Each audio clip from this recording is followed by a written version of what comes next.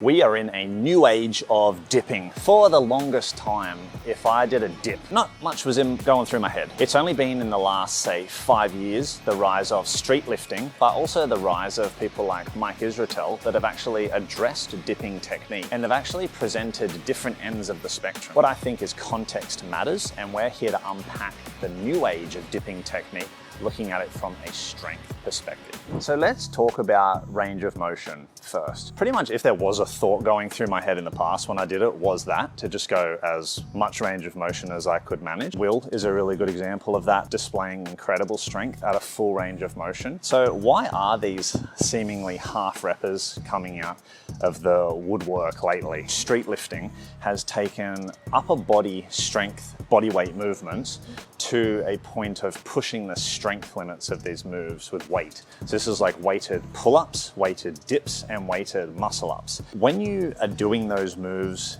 at a competitive level or making it a competition, there needs to be a way to standardize the movement. If there's any pushback against that, the best example I can draw you to is something like powerlifting as a sport. With a back squat in a powerlifting competition, the agreed upon range of motion is the hip crease level with the knee. Now, if you follow a sport like Olympic lifting, which expresses the squat in a full range of motion, you'll see there is a big difference there. Now, of course, someone that competes like Matt Zlapp could go very deep range of motion and still be able to dip up, but he's never going to be able to dip the same amount of weight that he does when he goes to that 90 degree, and that's just how it is because you've cut some range of motion. There's not a significant notice of this guy is doing a decent amount of weight to a 90 degree angle, but he's still extremely weak. By cutting some of the range of the dip as a way to standardize the move does not cut the strength gains that can be made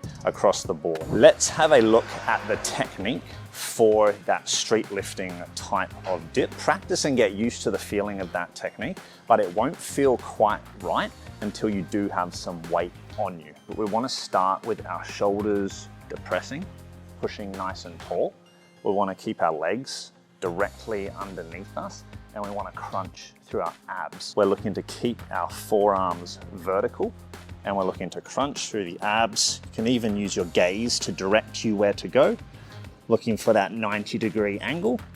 When we press up, we're looking to drive the chest and head nice and powerful to the top. Things you want to avoid is overly expressing, pushing your hips back as you come down. Your hips do have to go down with you. This is where the weight belt is going to make more sense. So let's load it up. I use a Rogue dip belt. Mainly when you're looking at spending more on quality, I would say Rogue is a really good quality belt. It's going to be so it can handle those heavier weights. It's not going to fray and tear and mess up a possible PB set. All these Rogue dip belts, they come with a chain. Now, the main drawback of using a chain like this is this chain has weight to it. So if I'm gonna put 10 kilos on my dip belt and dip, I'm not just dipping 10 kilos, I'm also dipping the weight of the belt plus the heavy chain. The second thing I was gonna say, the drawback about using chain, it pinches your skin and it fucks up your really cool shorts. Now, usually what people would do is just loop this end through their plate and then onto the other side, and then they're ready to dip. When you're first beginning, this can be a fine setup if it's not too disruptive to anything else. For me, I feel like that could slip off of my arms because I don't have a big one. This is the modification that I would make. Now, before I loop it through the weight, I'm gonna loop it through the other side and then bring it back around and see how that now tightens it around my waist.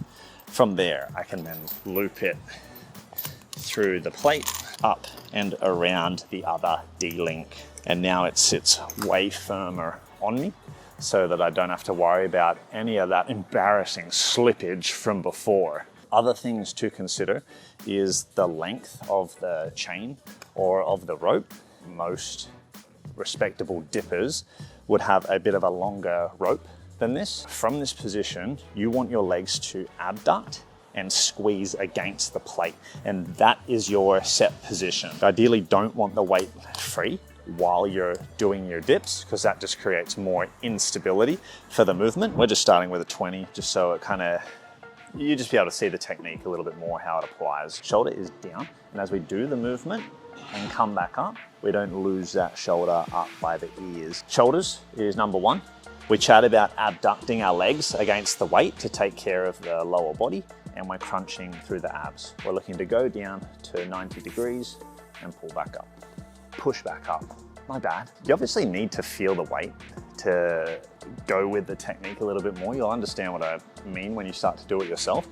But just be mindful, even if you're getting the technique like locked in when you first start, or even with the 20, when you push it to the 40, when you push it to the 60, still keep those technical things in mind because they can break down once you pass a certain threshold of weight. When you are looking to practice this technique and some things just aren't quite clicking over, you can approach your dips with pause reps so that you are controlling the tempo down, holding the position and driving back up with a much lighter weight or body weight just to solidify the movement pathway. To round out the discussion on dips, we'll talk about programming. So look at dips.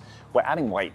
It uses your whole upper body as a compound strength exercise. So it belongs more to the front end of your workout, if not the very first exercise, if you don't have any skills beforehand. Think of the dip as something, and this is just a gray area, of no right or wrong, of, oh, here we go, of, are you ready for this? Of doing the dips as lower repetitions and sets across like 3 to 5 sets. When you first start to do your dips, think of maybe higher repetitions. We'll think 3 to 8 reps max, and higher repetitions to begin to get the volume in, to get your body used to the movement, and a lower load so you can really practice the technique and nail it down. But as you start to get more used to the technique and start to add weight, you can go down more towards say 3 to 5 repetitions over 3 to 5 sets. Personally, don't think I'm built as well for dips. So if you're wondering, am I built for dips? I think if you have a short humerus, upper arm, that could be a sign that you're well structured for the movement. Having such a long upper arm forces you to lean so far over that it can put a lot more load than what you would ideally want on the upper biceps tendon, chest, and shoulder.